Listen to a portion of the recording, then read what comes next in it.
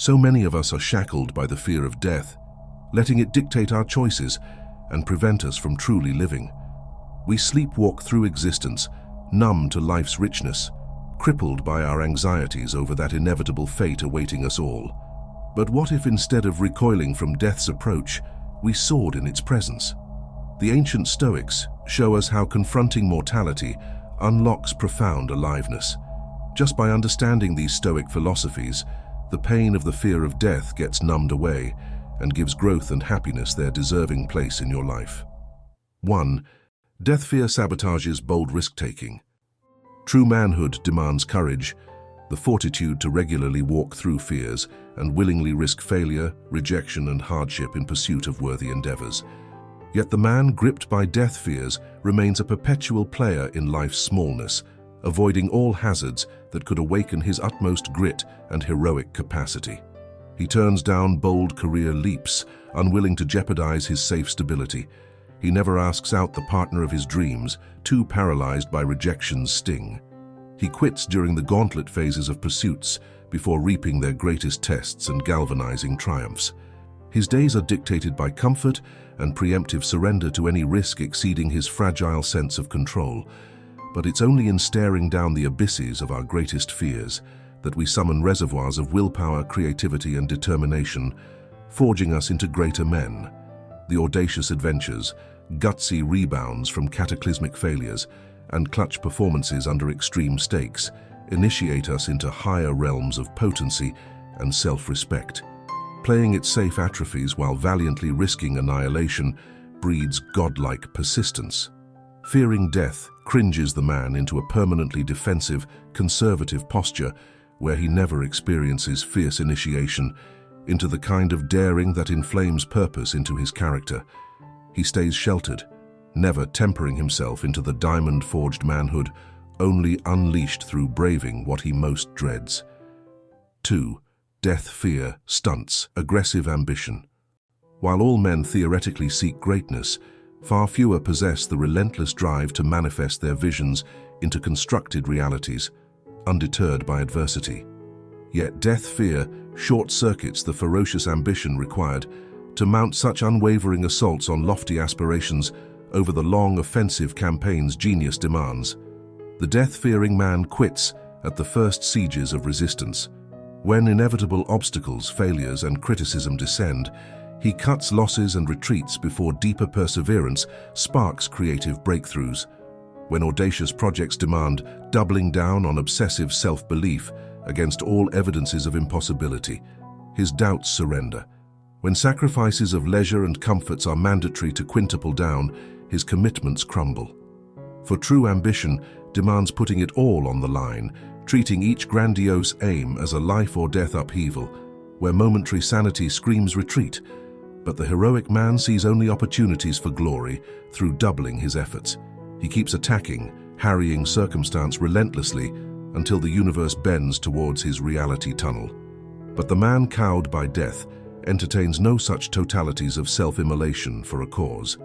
He exits before true perseverance ignites, sheepishly returning to what's safe, controlled, and mediocre, where death's inevitability looms less immediately.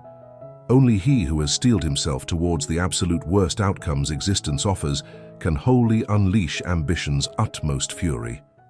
3. Only desire what you control for unshakable determination. Why do we so often leave projects half-finished, efforts half-hearted, or worse, never even try in the first place? It boils down to craving some external outcome desperately, a certain job, wealth, accolade, yet realizing subconsciously we lack full control over attaining it. We get preemptively dejected over not knowing if our deepest desires manifest. The Stoics drive home a core message: eliminate cravings and aversions for anything outside your reasoned choice and volition. That means not lusting after externals like status, possessions, others' approval, transient things that can all evaporate beyond your say. Only desire what you alone provide: ethical intentions, diligent effort, and reasoned judgment. With that mindset, you'll attack all aims undeterred by potential failure. If you get rejected for a coveted position, you won't crumble in disappointment, for you only pursued preparedness and bringing your full skills and character. which you achieved regardless. That frees you to work tirelessly and pour yourself entirely into any endeavor. You stop fearing worst-case scenarios like poverty or embarrassment because you realize those outcomes mean nothing for your self-respect, sense of purpose, or ability to progress undaunted. With reasonable desires impervious to externals, no fear can obstruct you. 4. Make peace with what you cannot govern. The universe is change. Our life is what our thoughts make it, Marcus Aurelius stated. While we cannot dictate the turbulent ebbs and flows of existence itself, we alone determine our acceptance and responses to them. Will you rage at the inevitable vicissitudes of circumstance, or greet them with tranquil wisdom? So many of us exhaust ourselves fighting the uncontrollable, relationships dissolving, injustices, failings in others, lost opportunities. But like trying to still the whipping winds, that resistance just amplifies our anger and anxiety, not alleviating it one iota. The Stoic path frees you by teaching you focus efforts only where your reasoned choices hold sway, while receiving all else with serenity. With the wisdom to distinguish the changeable from the immutable, your energy no longer scatters wrestling what's predetermined.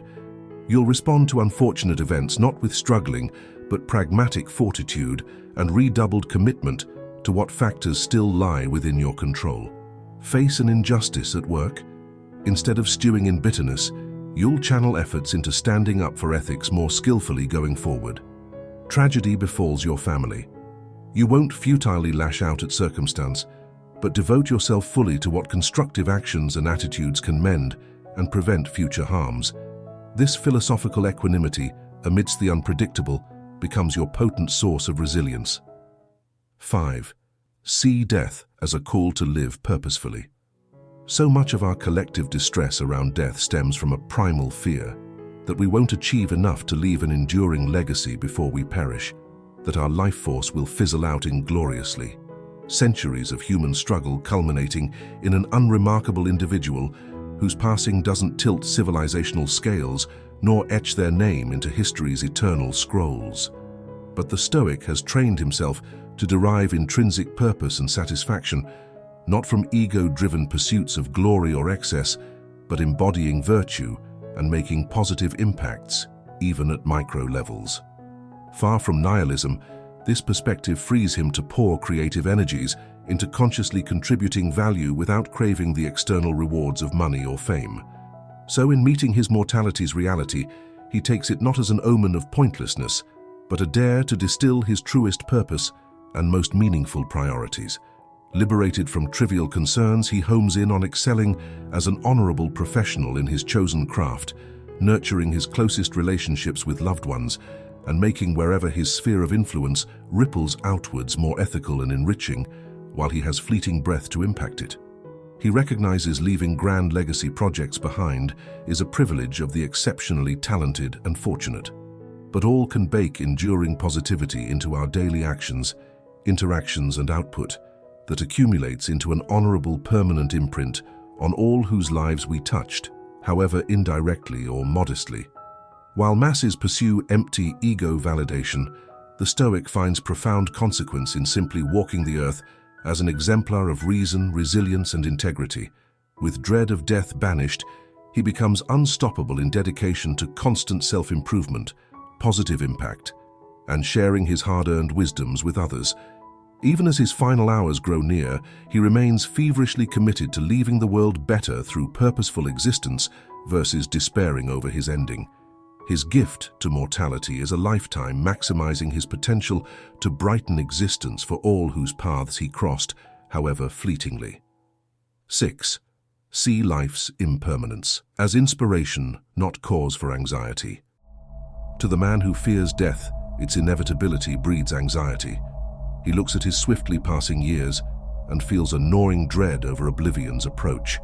But the Stoic greets the reality of impermanence not with despair, but a reinvigorated zest to everlastingly impact the world before his exit. Where the typical person distracts from their mortality with ceaseless busyness and entertainment, the Stoic turns directly towards pondering his finite span. But he doesn't wallow in sadness over humans' blip in cosmic existence. Instead, This awakening instills an energizing sense of urgency and clarity of purpose. He asks, "With the truth I'll soon fade into the infinite. What endures worthwhile?" Trivialities and pettiness dissolve away as he realigns his daily efforts towards crafting an ethical life's work of impact and pouring into soul-nurturing relationships. Each day takes on a brilliant luster of consequence when recognized as another finite step towards leaving an eternal imprint before returning to the void. Far from detracting from his enthusiasm for ambitious pursuits, this mindset amplifies it. Seeing his time radically bounded relinquishes any room for stagnation, procrastination, or playing it safe, lest he waste away his one shot at transcendent contributions to the world's flourishing. While most sleepwalk through distractions, he keeps death's whispers in his ear, fueling him to squeeze every drop of vitality, creativity, and principled daring possible from his numbered hours on the stage. 7. Fearing death means perpetually dying before you're dead. The cruelest paradox of fearing death is that all its wasteful anxieties, hesitations, and self-protective tensions end up pillaging the very vitality distinguishing life from already being inert before your physical demise. You preemptively extinguish the blazing forces burning within while still animate. The death-fearing man's vigor slowly leaks, like a steadily deflating balloon. He retreats from spontaneity, dulling his once childlike openness to adventure into rigid predictability. Restless stirrings for novelty, exploration, and creative renaissance lie smothered early by dreads of disrupting existential inertias supporting his comforting routines. His eagerness is next drained by tendencies to overthink, overanalyze, and overcomplicate every fork faced until it petrifies him into stuckness, too calculating now to act from his core instincts and spontaneous inspirations before elaborate second-guessing overpowers the fresh sparks. Finally, the ultimate soul robbery, hushing his once bold voice, cowing his stances into meek deference to avoid risks of criticism, confrontation, or rocking boats. His spine's wilts as pleasing and not upsetting becomes prioritized to feel in rigid control. No more blazing his truths to illuminate blind spots around him if it jeopardizes status quo comforts. So while fancying himself living cautiously to postpone death, he in truth descends into a comatose existence on life's sidelines, a mere observer devitalizing in spirit while physical persists. He watches as others chase rapture, but fears coursing the juices his dreams require. Safer to sleepwalk through existence's vitality, he fatefully opts for purgatorial urgings of aliveness, so nothing shakes his lifeless repose. 8. Death's acceptance births your truest selfhood.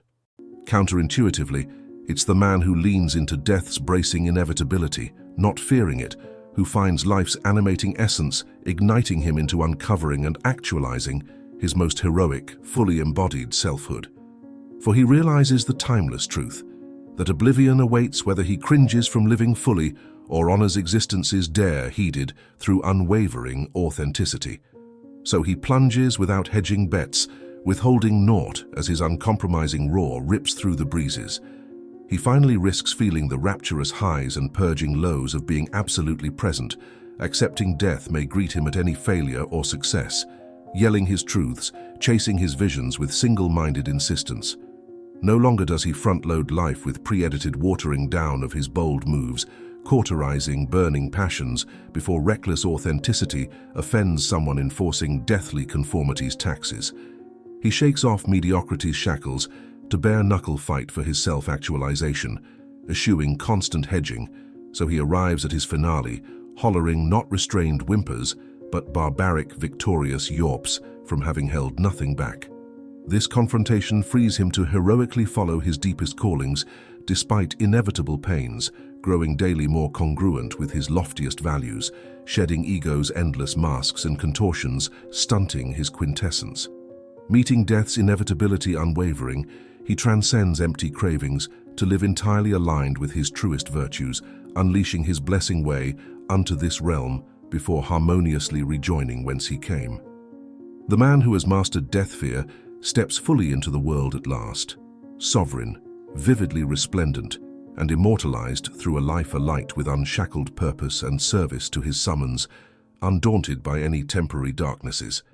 That is how one who has triumphed over death transforms into a blinding beacon, guiding others through the shadows. 9. Death phobia obstructs finding meaning. What is life's purpose? That haunting existential quandary tugs at all our psyches, leaving many in crisis over feeling rudderless and inconsequential. Yet the man shackled by death's spectres inevitably deals himself a self-sabotaging recursion, dooming his search for meaning. He avoids any endeavors providing the struggle, sacrifice, hardship and trials so essential for uncovering profound purpose, wisdom and self-actualization. He shrinks from taking the very winding, turbulent paths of ambition, adventure, craft mastery or service to humanity, which alchemize struggle into the gold of inner-forged fulfillment and life-defining legacies. Instead, he defaults to inertia and choosing the well-worn grooves of safety, pleasure and instant gratification, which provide superficial comforts but no soul-answering raisons d'etre. He may achieve apparent success in money or status symbols, but remains spiritually impoverished and disillusioned underneath even his grandest accomplishments if they arose from a place of sheltered comfort versus trials transcended. For it's only in throwing ourselves into the gale forces of existence, finding reservation, commitment and persevering spirit to not only withstand but thrive amidst its harshest elements, that we discover higher reasons propelling us forward beyond merely extending creature comforts. His fear of death subconsciously knows seeking grand meaning also invites grand adversity, so it preemptively suffocates him into resigned stasis. 10. Death phobia causes corrosive attachment.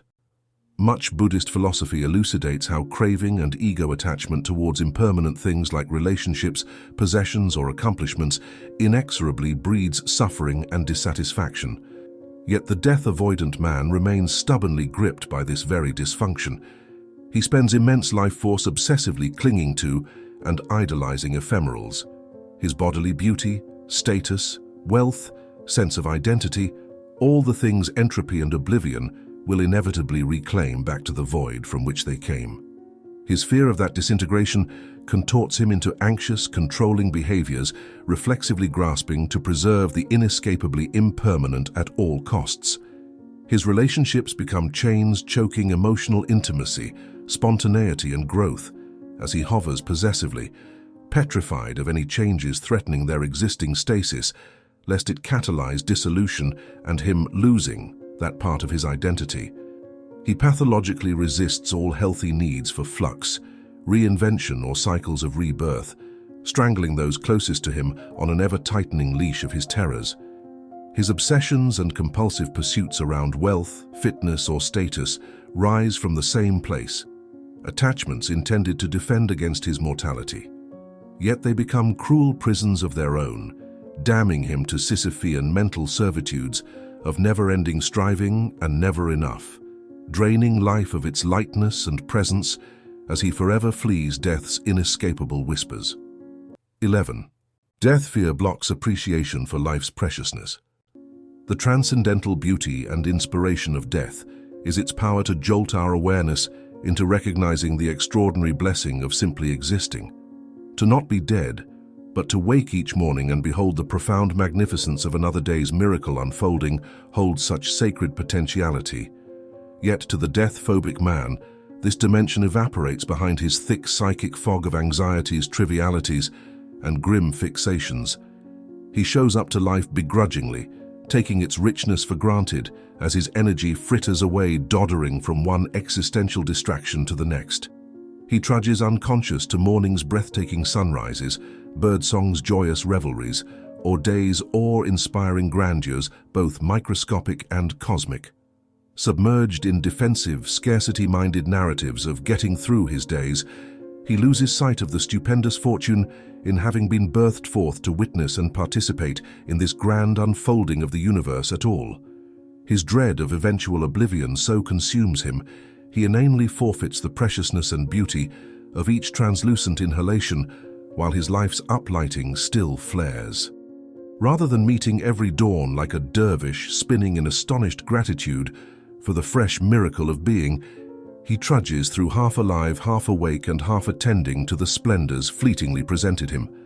How enormously impoverished a trade to forego the profound enchantments of conscious participation in the cosmic marvels each day offers, in exchange for the tricknology of chronic anxiety, speculation, and craving, over postponing the singular inescapable certainty, freeing us to fully embrace the timeless presence raptures. 12.